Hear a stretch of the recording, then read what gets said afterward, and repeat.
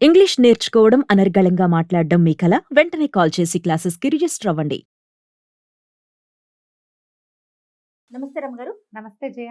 రమగారు, శ్రావణ మాసంలో 4 సోమవారాలు, 4 శనివారాలు చాలా ప్రత్యేకంగా మనం పూజా విధానం పాటిస్తూ ఉంటాం కదా!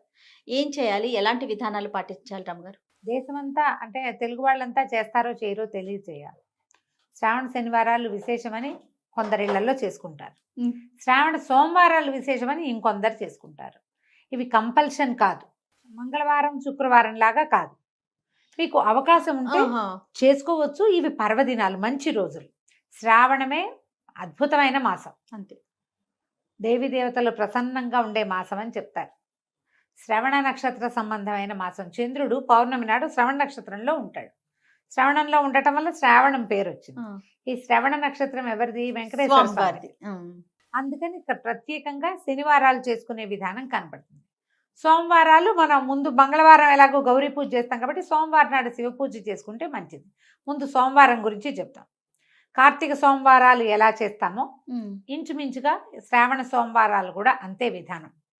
పగలు ఉపవాసం చేయటం, ఒక పొద్దు ఉండటం, చుక్కలు కనిపించాక శివారాధన చేసుకోవటం.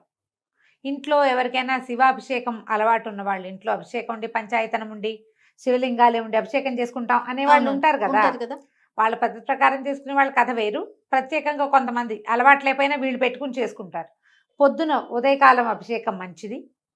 పగలు ఉపవాసం చేసుకోవటం, సాయంకాలం చుక్కలు కనపడ్డాక అప్పుడు ప్రదోషకాల అర్చన చాలా విశేషం శివుడికి. ఓకే. ఈ ప్రదోషకాలంలో సాయంకాలం వెళ్ళి శివాలయానికి వెళ్ళి శివుడిని దర్శనం చేసుకుని శివాలయంలో ఒక దీపం వెలిగించి వచ్చి ఇంటికి వచ్చి భోజనం చేయొచ్చు. ఒక పొద్దు నియమం. ఓకే. అంతే, ఇదే పద్ధతి. ఈ శివారాధన ఇంట్లోనే శివారాధన చేసుకుంటాం. ఒక పొద్దు ఉండలేము అలాంటి వాళ్ళు, ప్రెగ్నెంట్ లేడీసు, చంటి పిల్లల తల్లులు, పెద్దవాళ్ళు, డయాబెటీస్ ఉన్నవాళ్ళు, మీరు ఆరాధన అయినా చేసుకోండి. శివారాధనకి ఈ రోజు మంచిది. ఓకే. అభిషేకం చేయించుకోవటం, దేవాలయానికి వెళ్ళి అభిషేకం చేయించుకురావటం, ఒక దేవాలయ దర్శనం చేయటం, ఇంట్లో అభిషేకం అవకాశం ఉంటే చేసుకోవటం, అంత మాత్రం చేసినా చాలు. ఓకే. మీరు బాగా సాంగంగా చేయదలుచుకుంటే నేను చెప్పినట్టుగా పగలు ఉపవాసము, సాయంకాలం భోజనము చేసుకోవచ్చు. ప్రదోషకాల శివార్చన చాలా విశేషమైంది. ఏ శివాలయానికైనా వెళ్ళి అర్చనకు డబ్బులు కట్టి అర్చన చేయించుకోండి. లింగాభిషేకం చేస్తే, అభిషేకం లేదు సాయంకాలం అర్చనే చేస్తారు, దర్శనం చేసి రండి, అదైనా మంచిదే. మీకు అవకాశం ఉన్న వాళ్ళు ఇలా చేసుకోవచ్చు. అక్కడి నుంచి శ్రావణ శనివారం. ఈ శనివారం విశేషం ఏంటంటే శుక్రవారం అమ్మవారిని అర్చిస్తాం, శనివారం అయ్యవారిని అర్చిస్తాం. శ్రావణ శనివారాలు మా వైపు అంతా కూడా చలిమిడి దీపారాధన చేస్తారు. ఈ చలిమిడి అంటే పిండి దీపారాధన అంటారు కదా. పిండి అనేది బియ్య పిండితోటో గోధుమ పిండితోటో చేసి చక్కగా దానికి అలంకారం చేసి పువ్వులేసి బొళ్ళని బొట్లు పెట్టి దేవుడికి దీపం పెట్టిన తర్వాత ఆ దీపం ప్రమిదని మీరు ఏం చేస్తారు అనేది ప్రశ్న. మనం ఇంత పసుపులు బొట్లు పెట్టి పువ్వులు పెట్టి అలంకరించింది పుచ్చుకోం కదా, దాన్ని నిర్మాల్యంలోకి పడేస్తారు. నేను ఒక ప్రత్యేక విధానం చెప్తా. నిర్మాల్యంగా పంపించద్దు చలిమిడిని. నిర్మాల్యం కాదు, దేవతారాధనకి దీపారాధనగాను నైవేద్యంగాను ఉపయోగపడే వస్తువుతోటి చేస్తాం మనం ఇది. అదేంటి చేయటం? బెల్లం, బియ్యపిండిలో కుదిరితే కాసిన పాలు చుక్క పోసి అంత నెయ్యి వేసి మీరు దంచితే చక్కగా చలిమిడి తయారవుతుంది. ఇవి మనం పాకం చలిమిడి చేయక్కర్లా, పచ్చి చలిమిడే చేసుకోవాలి. అది గట్టిగా చేసుకోవాలి. పచ్చి చలిమిడి చేసుకుని దాన్ని ఒకవేళ మీరు 5 దీపాలు పెట్టదలుచుకుంటే 5 ప్రమిదలు చేసుకోండి. 5 ప్రమిదలు చేయండి. కాదు ఒకటే ప్రమిద చేస్తానంటే మొత్తం చలిమిడిని ఒక్క ప్రమిదగానే చేసుకోండి. అందులో ఆవు నెయ్యి పోసి చక్కగా శుభ్రంగా చేయండి. ఎలా పడితే అలాగా, ఏ పళ్ళెంలో పడితే ఆ పళ్ళెంలో పెట్టకండి. మీరు దేవతార్చనకి ఉపయోగించే పాత్రలోనే చేసుకోండి. అప్పుడు ఏం చేస్తాము? ఈ ఒక పళ్ళెంలో ఒకటే అయితే ఒక పళ్ళెంలో పెట్టుకోవటం. 5 అనుకోండి, కాస్త పెద్ద పళ్ళెంలో 5ని పేర్చండి. 5 నియమం కాదు, మేమైతే ఒకటే చేస్తాం. ఓకే. మీ ఇష్టం. అది మీకు అలంకారంగా చేసి దేవుడికి చూపించటం కాదు ఇది. ఈ బియ్యపిండి ఏమిటి? బియ్యము ఆహారం మనకి, అవునా? ఆహారంతో పాటుగా మనం ఇంకా ఏం వాడతాం? పాయసంలోకి వాటిలోకి బెల్లం వాడతాం, నెయ్యి, పంచామృతాల్లో ఒకటి. ఈ 3 మహత్తరమైన పదార్థాలని కలిపి మనం చలిమిడి చేస్తున్నాం. దాన్ని బయటికి పంపకూడదు, లోపలికి పంపించాలి. తప్పకుండా అది ప్రసాదంగా స్వీకరించాలి. ఇది నియమం. హుహు. మనం దీపారాధన చేసేసి దీపం కొండెక్కాక పువ్వులతో పాటు దాన్ని కూడా తప్పు తప్పు. చేయకూడదు ఆ పని. ఓహ్! అందుకని పువ్వులు గివ్వులు పెట్టబోకండి. బొట్టులు అలాంటివి కూడా పువ్వులు బొట్లు అలంకరణలు మీరు ఒట్టి బియ్య పిండితో చేసుకుంటాం. అందులో మేము బెల్లం వేయం, నెయ్యి వేయం. ఊరికే పిండి దీపారాధన అలంకారం చేసి చూపిస్తామంటే మీ ఇష్టం. హ్మ్. కానీ అది పద్ధతి అయితే కాదు. అది మీరైతే కాదు. ఒక దీపం పెడతారా ఒక రమ్మగారు? దీపం పెడతాం. 5 దీపాలు కూడా పెట్టుకుంటారు. మా ఇళ్లలో కొంతమంది పెడతారు అట్లా. హుహు. మొత్తం ఇంత చలిమిడి చేస్తే అంత చలిమిడి ఏకంగా ఒకటే ప్రమిద. దాంట్లో ఆవు నెయ్యి పోసి ఒక ఒత్తిని వెలిగించండి. ఒత్తిని చక్కగా తడిపి బాగా నలిపి ఏక ఒత్తి వేస్తే సరిపోతుంది. 2 జ్యోతులు అలా ఏం వేయక్కర్లేదు. ఒకటే వేయచ్చు.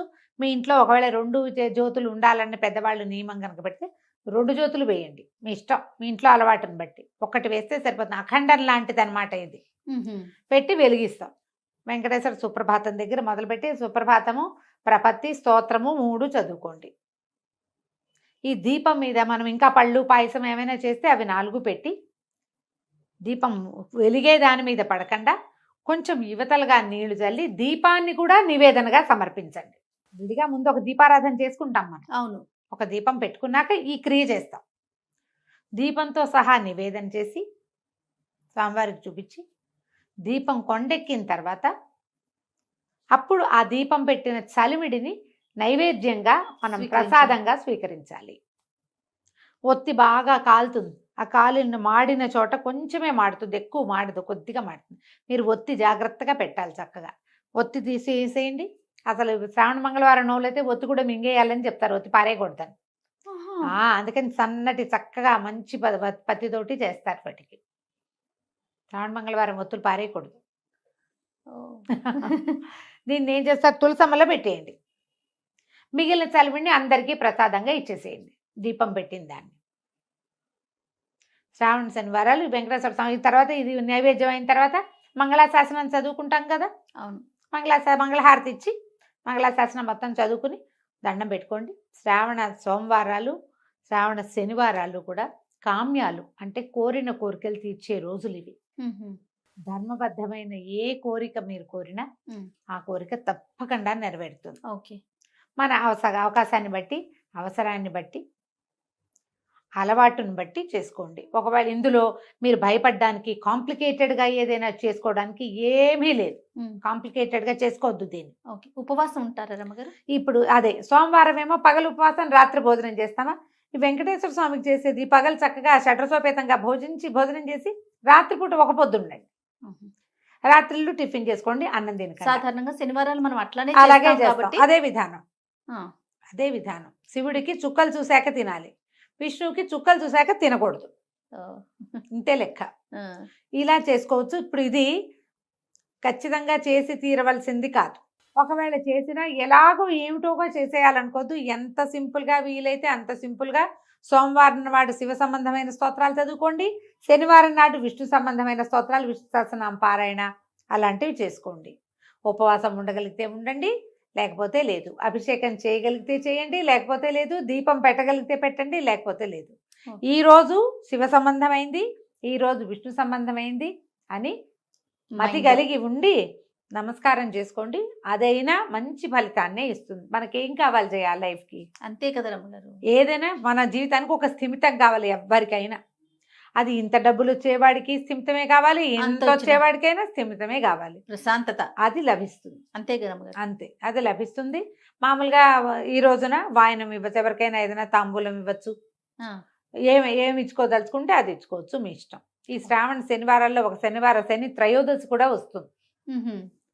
శని త్రయోదశి మీకు విధి విధానాలు ఏమైనా ఉంటే శని త్రయోదశి నాడు చేసేవి దేవాలయానికి వెళ్ళొచ్చు.